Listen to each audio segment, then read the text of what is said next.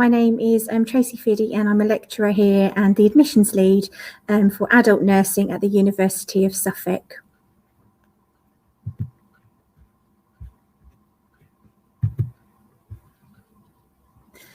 So what do you really need to know if you're applying to a university and thinking about attending adult nursing as a career?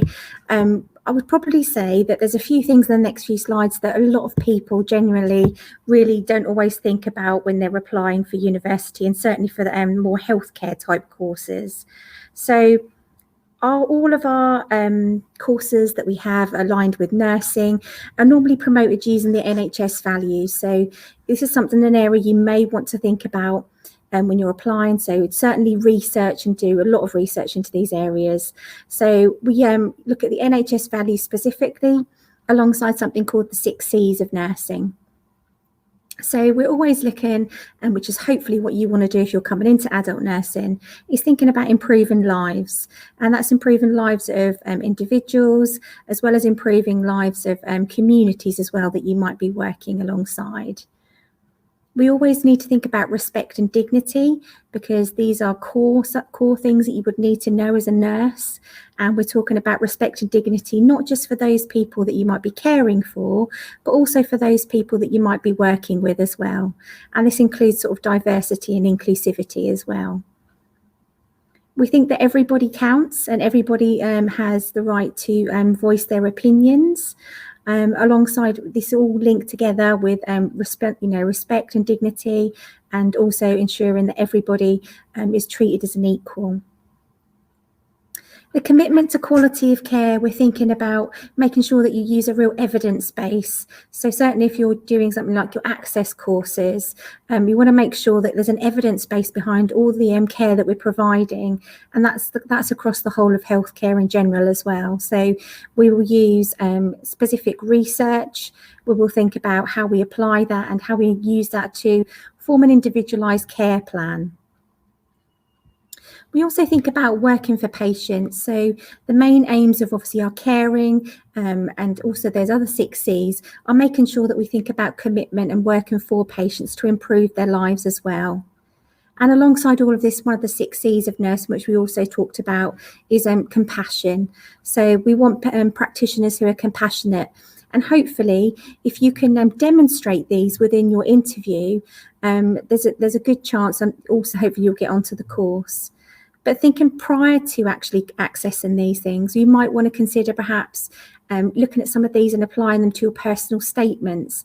So if you're thinking about any healthcare course, referencing something to do with these particular areas would be really, really useful for you. So I'm hopeful that you would know, if you're going to apply for this course, that you'd know the things that nurses do. And you can see on the picture on the left-hand side, it's some of our previous students and also another one of our lecturers. So you'd be surprised actually the people who come to interview and don't actually really tell us during their interview what they feel that nurses do. And so we always show them this slide, which tells them, what kind of things do nurses do other than provide physical care for patients. Think about all those different areas that nurses might work in as well. So what areas might you find interesting to talk about during your interview? So these are some of the skills that all registered nurses are required to have when they enter the register. So that's the Nursing and Midwifery Council, which is something that you also might want to think about when you're discussing in your personal statements, and also when you come to interview as well.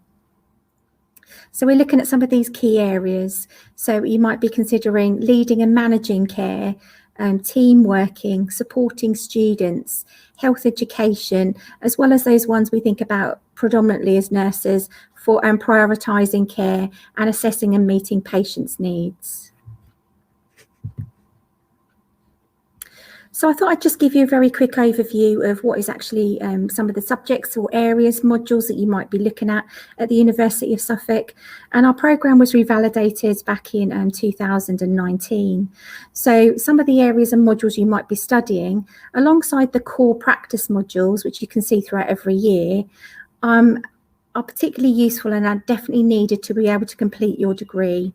So we've got professional values for adult nursing, fundamentals of bioscience. So this is where you're going to be learning about different science skills. And some of you may already have, been working towards biology, for example, or even psychology. Collaborative working, so working with other individuals to make sure that actually you work as part of a team. And then really, really importantly, person-centeredness. So making sure that the patient is at the centre of everything we do. Obviously, as nurses, we need to make sure that we're using our most of the good evidence base to support our practice. So this might be something like research for adult nurses, which comes into year 2, and then helps inform your dissertation, which is in year 3. We also want our nurses to be really responsive, and a big part of your role might be giving medicines. So you can see in year 3 that we also talk about optimising medicines management. And again, that's another really key skill of nursing. So you may want to think about this when you're thinking about your putting together your personal statements. Whilst you're at university, you'll be using all different kinds of teaching and assessment methods that we kind of get to get your end of your degree. So we use essays, you might be designing posters, there will certainly be lectures, but there's lots and lots of skills teaching within adult nursing as well, because 50% of your course is theory and 50% of your course is practical. And then at the end of this, hopefully, when you complete your degree, you need to think about your professional registration, and we can help support you with when you're applying for jobs and things as well. So these are some of the placements that we have within our particular university, and you can see we're spread across quite a really large area, and we cover most of East Anglia, but predominantly Suffolk and a little bit into Essex and a little bit into Norfolk as well. So across, when you come and join the course, it's useful if you've had experience in some of these areas as well. So you all have hospital and community placements. So if you perhaps worked in a care home in the community, it's quite useful if you can, think about how your experiences that you've had there might help you to get onto a course in nursing here. And we talk about all of these things when you come to interview, and where you would like to be based for the duration of your course. So how do you get on to adult nursing at University of Suffolk then? Well, you apply through the usual Ucas routes, and we have one intake for adult nursing now, which is in September of every year. So I've put on here as well also some requirements for child health and also mental health nursing as well. So you might be thinking about A-levels, BTECs, or looking at a merit or above for access courses.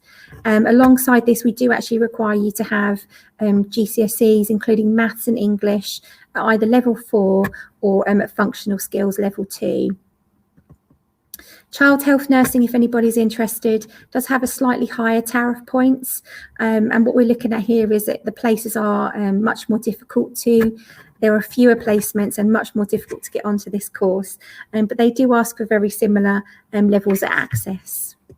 Obviously, we want to make sure that we have the right people to come into nursing, so everything is satisfactory references are required to get onto here, as well as a satisfactory DBS check, so checking to make sure that a person is safe to come onto the course, because you're going to be working with a wide range of sort of vulnerable people. The prospectuses and things I would suggest that you have a good look at these and make sure that you are understanding, your campus, thinking about the actual quality of teaching, and also whether this is the right area for you to study. So I'd suggest looking at the prospectuses and seeing what kind of things they're asking of you and what you might need to go into that particular area. My name's Sean Preston. I am the Senior Lecturer in Computer Science here at the University of Suffolk. So it was nice actually to see Tracy first. So you've got a bit of an introduction to the University of Suffolk, and now I'm going to move away from her area and move over to computing, computer science, cybersecurity, those sort of degrees, which would fall in line with what we'd expect students from an access to HE and computing or computer science to apply to. I am the course leader for the Bachelor of Science in Computing degree, and I'm the primary lecturer for all sort of web and mobile development modules. So whether you join, regardless of which degree you join us on, if you have a web and mobile module, then it's likely I'll be teaching you.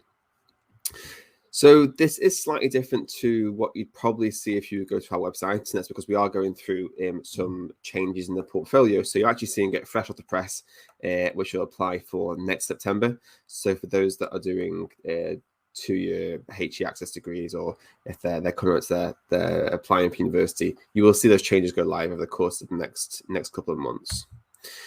So computing at the University of Suffolk is based within the School of East, so that's School of Engineering, Arts, Science and Technology. And we have a wide range of different specialisms. So we've got cybersecurity, web and mobile development, which is where I primarily sit, software engineering, data science, and networking. So I think it's first important to consider, why are we promoting computing courses, and hopefully why are you taking the time to do a HE access to HE course in computing? Well, in the UK alone, 600,000 ICT jobs remain unfilled. That's a massive number of jobs that simply don't have applicants. And the growth of that sector, the growth of the IT sector, is 5 times that of the wider economy. And that's really important when we compare it to other areas of the economy, other industries. ICT is growing by 5 times the wider economy. And salaries continue to rise. As you get these increase in number of jobs and not enough people to fill them, that's always going to result in an increase in salaries. That's obviously a benefit to you and to I, but it's not going to be so much of a benefit to organizations that have to pay you more money. And look on the right hand side of the screen, you can hopefully see some of the salaries that we kind of expect in terms of average salaries in industry. So it could be much higher than this. It could be slightly lower than this when you initially start your career in those roles after graduating. But you can see from the screen they're really, really good salaries. So web developer, 52,500.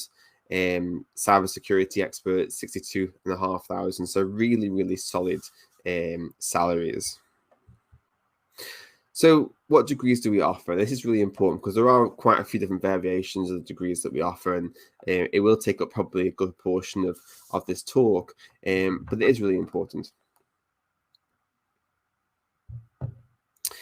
So the portfolio that we offer can be split into 2 pillars. The first one are specialist degrees. So we have specialist degrees in cybersecurity and data science, and we'll go through those in more detail in a second. But we do have this other pillar of computing, and that's our Bachelor of Science with honours in computing. And that computing degree actually includes 4 pathways as a single degree. So you can choose web and mobile modules and therefore have a degree in computing with a web and mobile specialization. And the same applies for cybersecurity and data science. But the important thing to note here is that we have the specialist degrees, and they, in most cases, have predetermined curriculum. So in data science, for example, you do a lot of artificial intelligence, machine learning, and working with data. Whereas with the computing degree, there's more flexibility. And we'll go through that in a bit more detail over the course of the next few slides. So cybersecurity is really important. During your current degree, you might be creating software systems, you might be creating networking infrastructures, and actually ensuring they are secure is just as important as making sure that the systems that you create are featureful and they meet requirements, etc. So our cybersecurity degree really teaches students how to defend the technical systems they create from a wide range of different cybersecurity attacks. Now, we have access to what's called a Digi Tech Centre, and that was opened in the last few months, a multi-million-pound facility which includes a cybersecurity range, a digital forensics lab, artificial intelligence labs. So it's a really cool facility to have access to. It's based on what's called a Dastral Park, which is in the location of BT's innovation lab. So some of the largest innovation labs in the country, and also over 150 tech companies, IT companies, startups. It's a really cool environment to be involved in. Now, in terms of what you'll be taught on a cybersecurity degree, the topics tend to focus on things like ethical hacking, mobile security, software security, physical and network security. But it's also thinking about the ethics around security. Things like if you've got employers working for you and they're sharing things on social media, maybe that could actually potentially offer a security risk to the systems that you develop. So it's more than just simply how secure a piece of software is. It's also thinking about the sort of social security in terms of what your staff are sharing on social media and other public accessible data, and how that might actually create a security hole within the organization. So the second specialist degree we have is the Data Science and Artificial Intelligence degree. And I hate to mention the C word, but COVID has really brought to light the importance of data. And you may have seen on the news about modeling, etc., etc. And data science is at the core of many of that modeling and analysis. It's basically the way of getting large amounts of data and getting meaning from it. So, for example, it could be why are houses more expensive in one area or another, or why how can we automatically detect cancer in photographs of X-ray or something. So it's really there to try and use really big data sets, and we're talking gigabytes of data, to solve key issues in health, science, economics, so things like the stock exchange, and society as a whole. Some of the topics will include artificial intelligence, machine learning, big data, NoSQL, programming, deep learning, and of course, ethics. Anything to do with artificial intelligence, especially ethics, is a really important consideration as part of that degree. And then we have this other pillar, this computing degree, and this is a sort of create your own degree option. And the focus of this degree is really to give students the flexibility to choose what they study. So if you're really interested in cybersecurity and you're really interested in web development, or you're interested in network engineering, you can actually choose modules from both of those areas. So whereas with the other two degrees, there's a predefined curriculum for those degrees, with the computing degree, you can pick and choose which modules you do. So actually, you leave the degree not only being a really good computing professional, but also you leave it with specialized knowledge in maybe 1, 2, or 3 different areas. So you can go into that interview after you graduate and go, okay, I did a computing degree, but actually I specialized in cybersecurity, I specialized in web and mobile development, or network engineering, or data science, or software engineering. And depending on which modules you choose, you can actually also get distinctly named pathways. So for example, if you choose all web and mobile development modules, not only do you come out with a Bachelor of Science in Computing degree, but you come out with a Bachelor of Science in Computing specializing in web and mobile development. So actually, if you choose some of those more specialist modules, it's acknowledged in the award, the actual degree name that you get to leave the university with.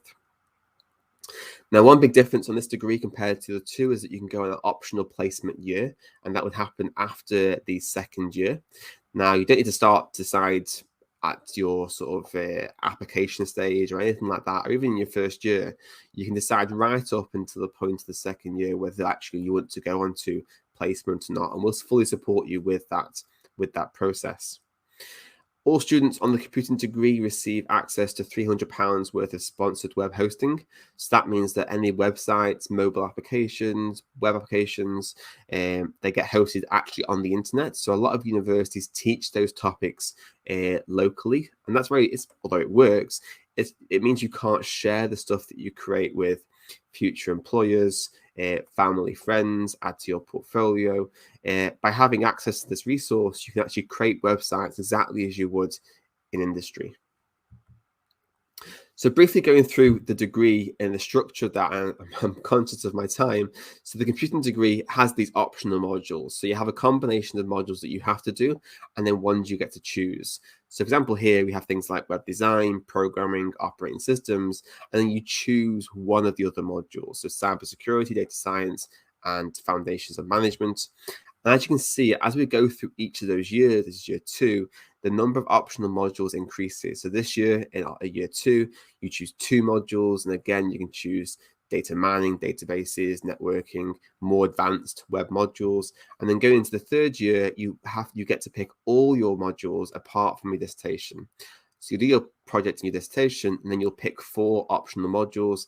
Again, you're creating the degree around your interests, your career ambitions, and what you really enjoy learning and what you're really good at. So rather than having some of those modules where maybe you're not so good at or you don't enjoy very much, you can actually start to adapt your degree around what you actually are interested in. So the University of Suffolk is an accredited Aws Academy. That stands for Amazon Web Services. So I'm sure you all experience Amazon, whether you purchase things from it, your family members, and we understand that it's been this massive multinational retailer, but actually it powers around 33% of the world's cloud infrastructure. Things like Netflix, Disney Plus, Twitch, Facebook are all powered using AWS. And we're currently one of 13 universities in the UK that are accredited as being active AWS members. So that means that the students on these degrees actually, or especially on the computing degree, get to actually use the same infrastructure that's being used by the Netflix, the Disney, and the Facebook. We have loads of facilities available. We have computing labs, library access, technology-focused communal areas with sort of board games and video games and arcade machines. Open access, so outside of lessons, you can actually use these facilities as much as you want. The facilities are open, some are 24 hours a day, and you can go in with your student cards, swipe in, and use them as much as you want. Library is really good. Also, we have support services, and this will apply also to Tracy's talk before. We have access to really good on-campus facilities in terms of mental health, study skills, academic support, referencing support, mathematics support, and you can actually book with them on a weekly basis if you want to. So I understand this is quite a brief overview. We do have an open day on Saturday, which you're more than welcome to come, but and that'll give you a chance to actually experience some of the facilities. But in terms of entry requirements, 96 Ucas points. We would normally offer a place to access to HE graduate, equivalent to CCC at A level, MMM at BTEC. As Tracy mentioned, I assume it would probably be the same for all degrees you'll hear today. You can apply through Ucas for entry in September. And there's some emails on the page. So my email address is there. So it's Sean, sean.preston@uos.ac.uk. And then there's Chris Lewington, who's the course leader for data science and cybersecurity. And by all means, you can email him with any sort of questions specifically around data science and cybersecurity. So that's me. Again, I apologize. It's a running quick stop tour, but if any questions, please do put them in the chat or send them an email or book an appointment or arrive at an open day or whatever. So let me quickly introduce myself. So I'm Laura Harvey. I'm a lecturer in economics at the University of East Anglia.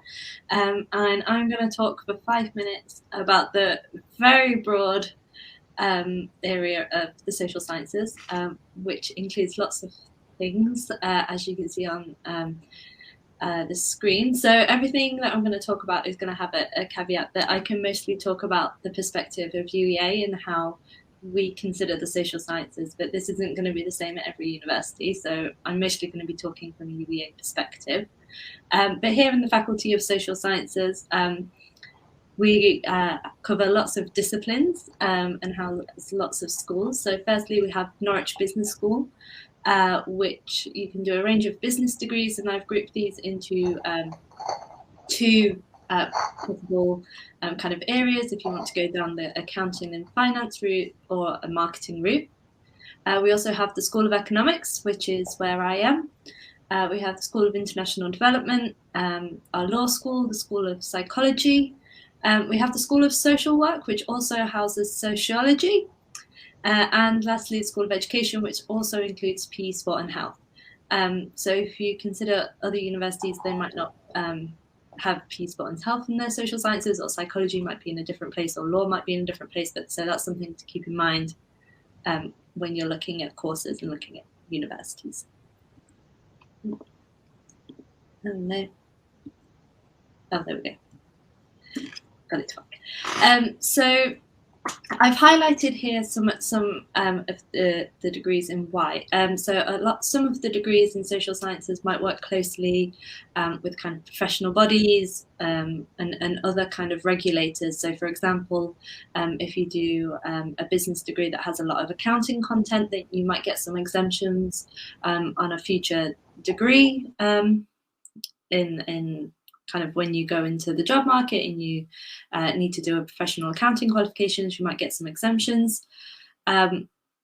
Social work, sociology shouldn't be highlighted here, but social work, you will need to do placements, and it's kind of a professional training course, so there'll be other requirements there, so you need to have like a DBS check. Similarly with education and P Spot and health, if you get sent out into schools and things, you'll need like DBS checks, and work experience might be helpful or useful to talk about in your personal statements or to apply, so make sure that you check any kind of work experience requirements or placements, or whether or not there's any kind of professional accreditation that you might get from that particular degree, which might be useful for you and what you want to do in your future career. So the social sciences, there's a lot of overlap in what you could study. So I've kind of grouped here lots of different things that you might want to think about if you're not really sure what you want to pin down on, what you really want to study, and you're kind of just, I think I like this, but I'm not sure. So I've kind of grouped here 4 big groups of different things to look at if you're not sure what you want to do. So firstly, if you're interested in human behavior, then you might want to consider psychology, which I think is kind of the obvious one if you think about human behavior, but you also might want to think about economics. Economics is fundamentally about how individuals make decisions. So there is a lot of overlap between economics and psychology.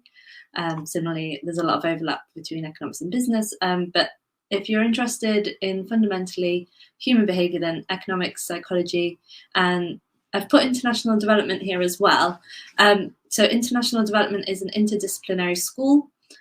So you're going to be working in the areas of economics, anthropology, sociology, a range of different skills with a focus on global development and developing countries, which again, so if you're interested in kind of policy, human behavior, and these kind of things, international development might be a good fit for you as well.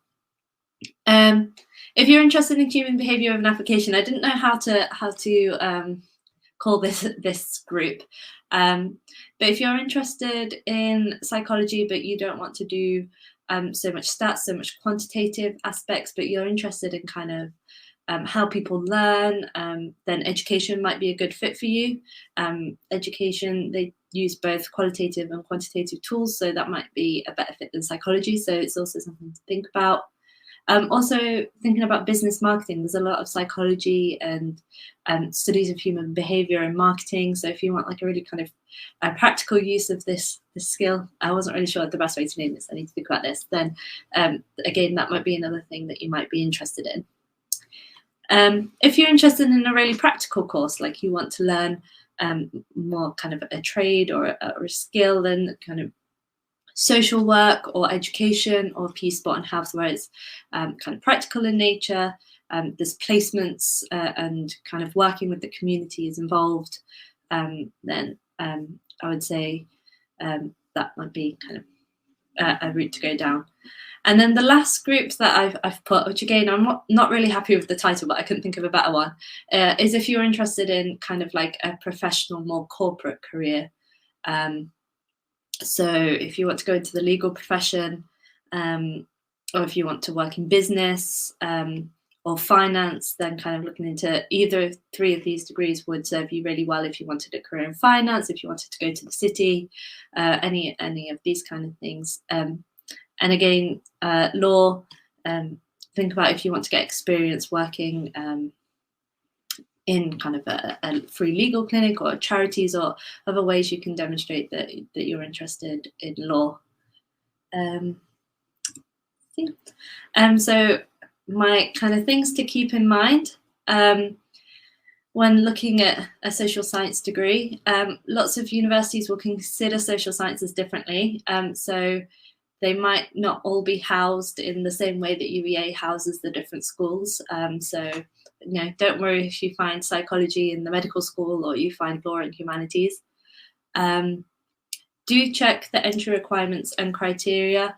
Some might require work experience or an interview in order to get a place, and these will be different for different courses and different universities. So be sure to know kind of what the expectations are. So in particular for the likes of social work, then you might be required an interview in order to get a place on the course. Go to open days, ask about the courses, ask what you're going to learn, how you're going to learn it, what are the employability skills that the course will offer you, see what modules they have, is the campus the place that you could see yourself studying.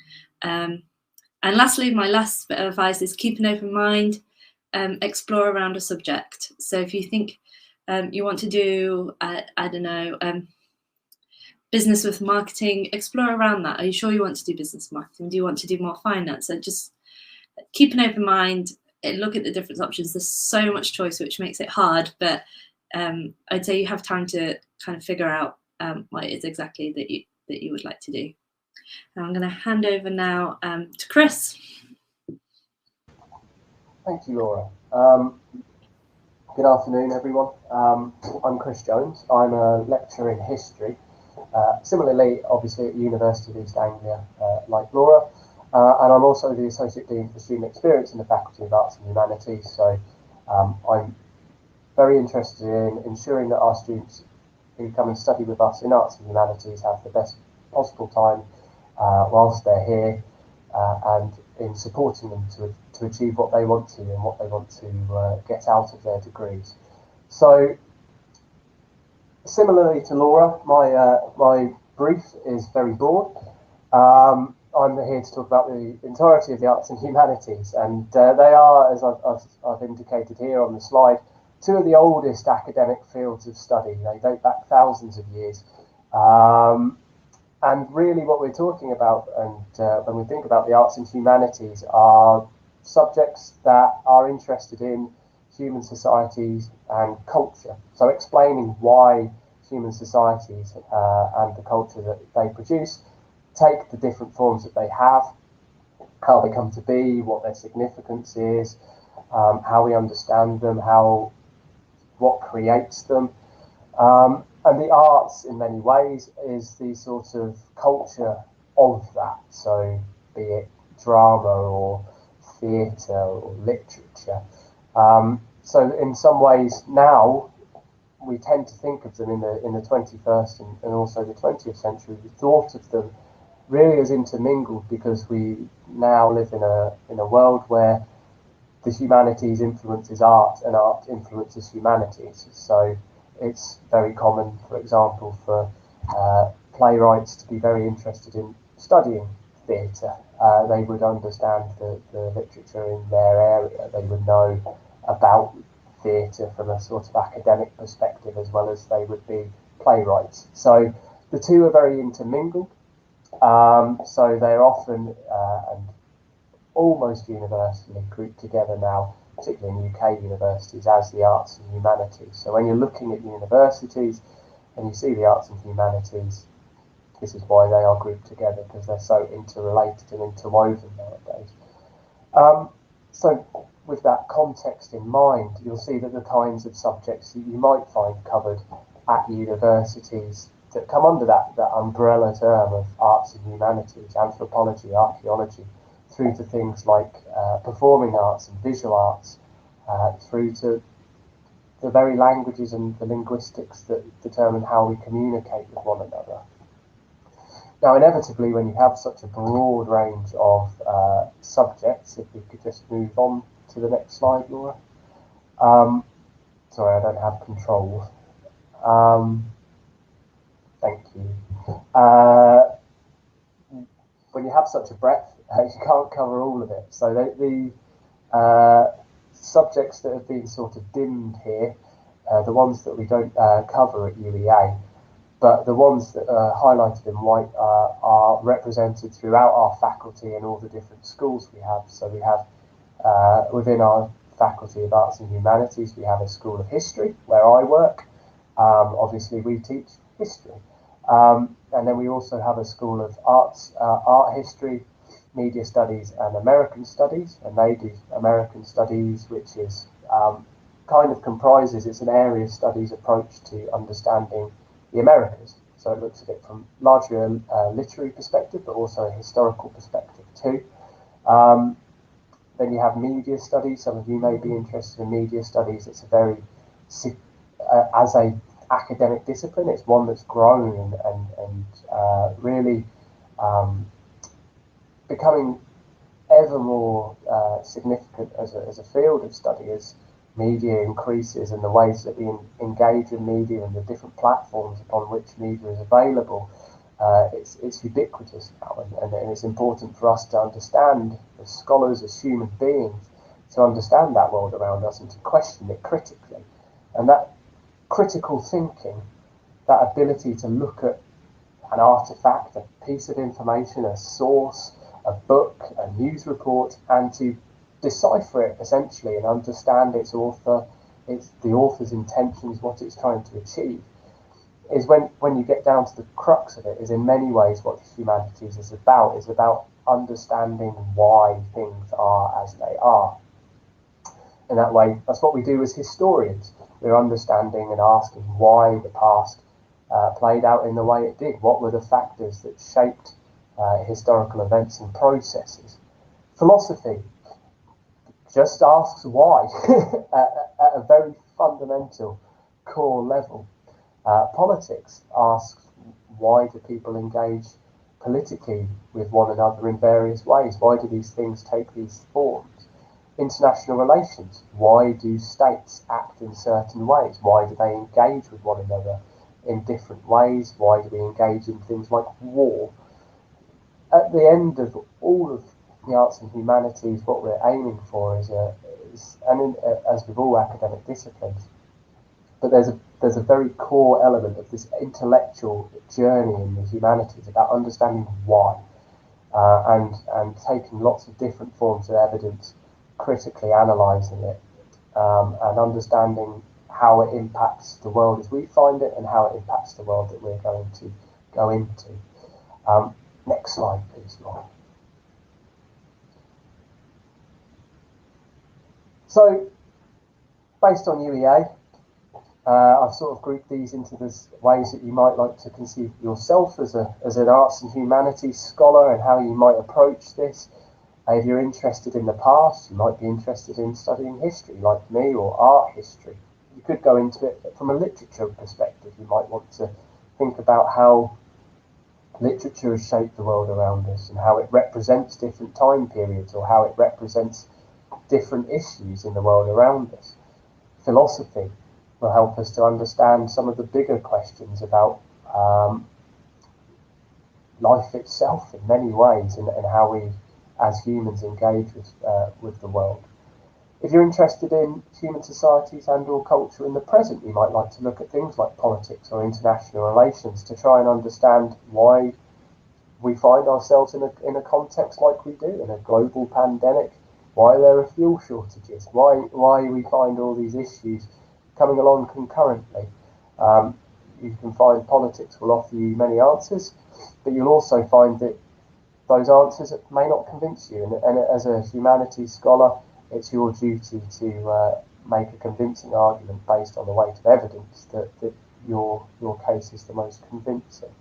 And if you're a creative person, if you're someone who wants to express how they feel around the world, about the world around them, you may be interested in subjects like drama and creative writing to produce that culture that goes alongside that humanities study of it. And then my final slide.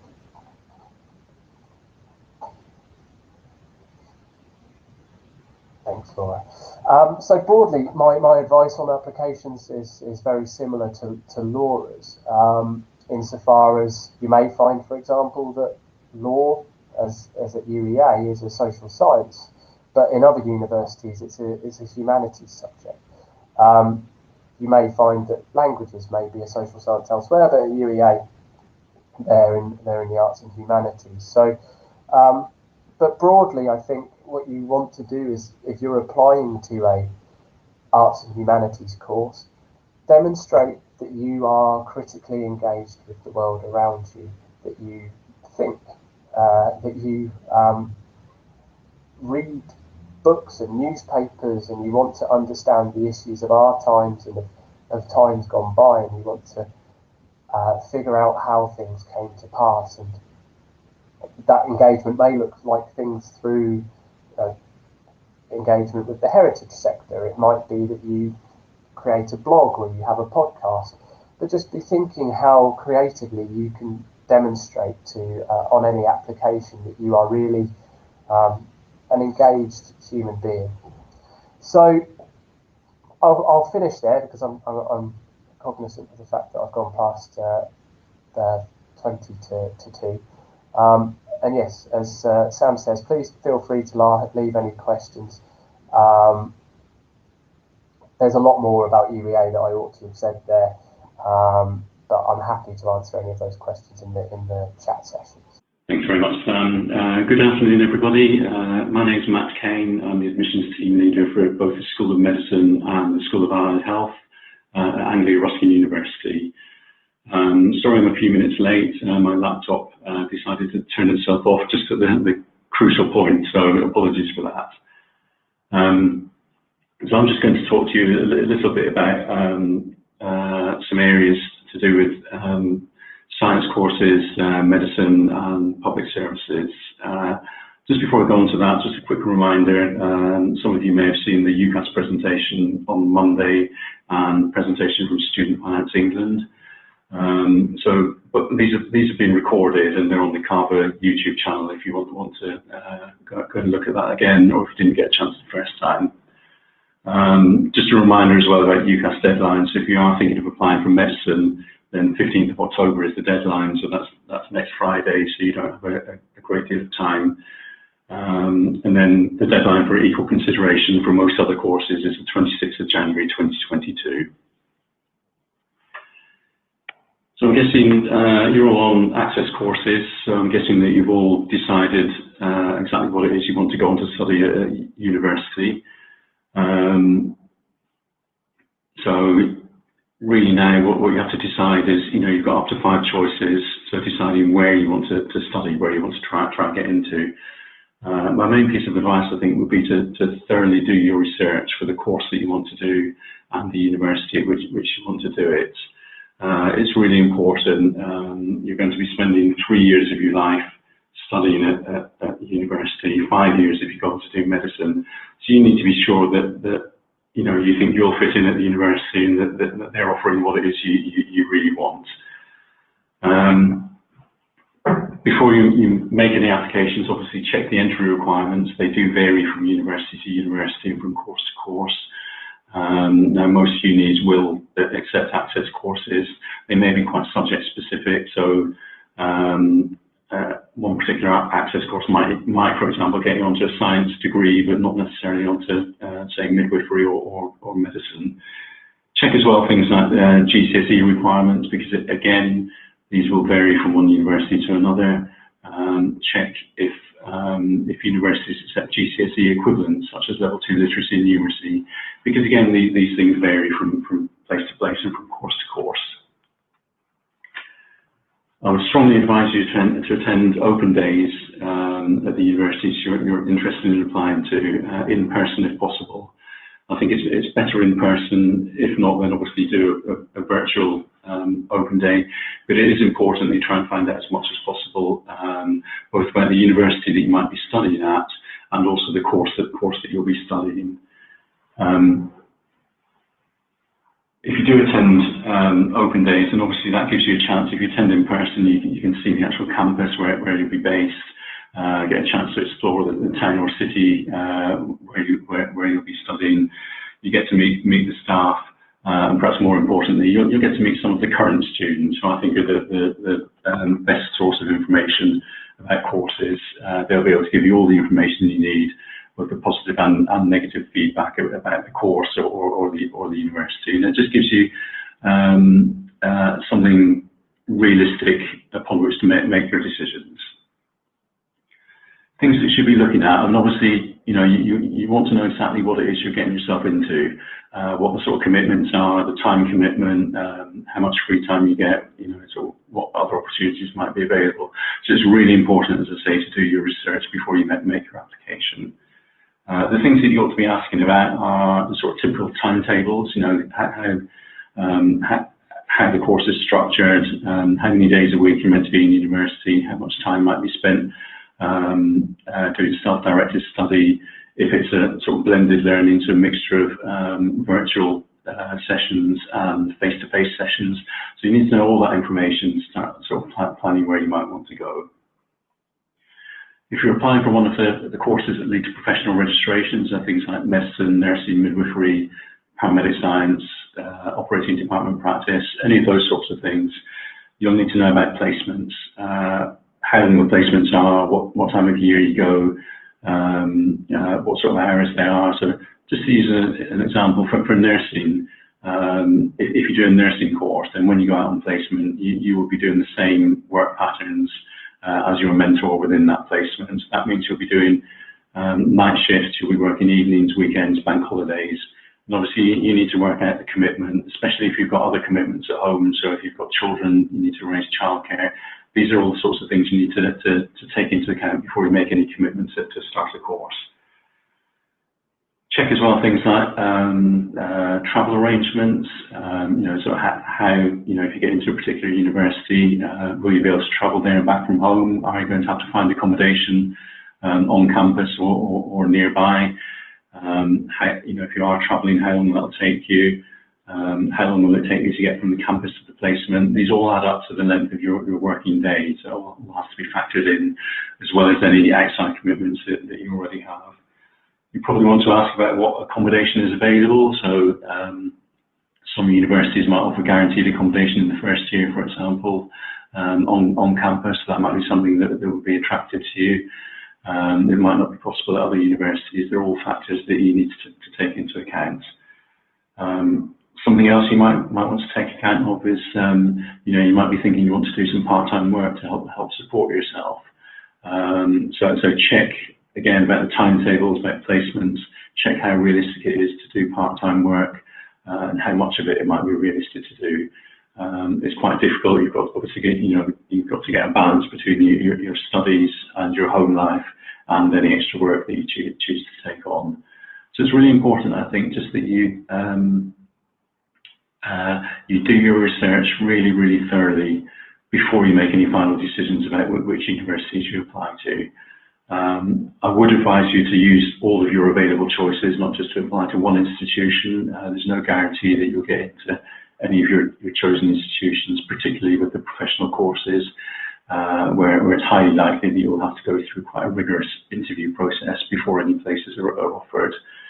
So it's not guaranteed that you'll get admitted by any means.